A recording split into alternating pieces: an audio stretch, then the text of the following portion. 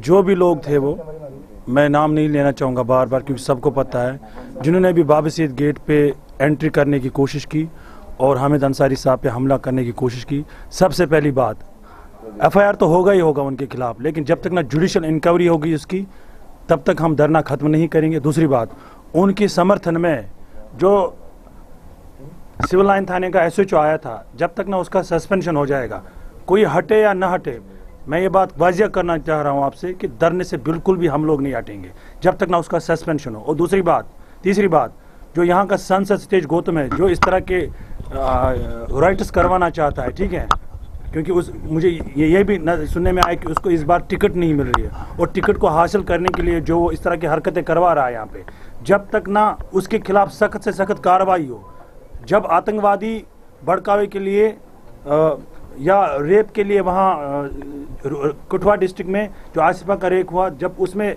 BJP के लोग फंसे, जब उनका सस्पेंशन हो सकता है, तो सतेज गौतम जो बड़े हालात में यहाँ क्रिमिनल राइट करवाना चाह रहा है, तो उसका सस्पेंशन क्यों नहीं होगा। 3 बातें ये मैं मीडिया के जरिए कहना चाहूँगा कि हम सब लोग तब तक डटे रहेंगे। पहली बात, जो आतंकवादी आए थे गूंज हमला करने के लिए, उनके खिलाफ जुडिशियल इंक्वायरी और सख्त से सख्त सजा हो, जो टेररिस्ट एक्टिविटीज़ कर रहे हैं वो, ठीक है।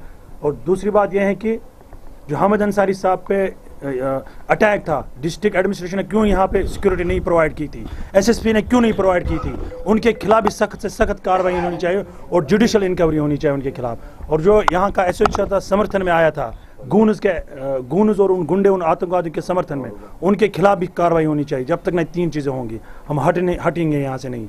हम नहीं चाह रहे हैं कि यहाँ भी अब क्रिमिनल राइट का अड्डा बन जाए जिस तरह गुजरात और दादरी का हुआ था।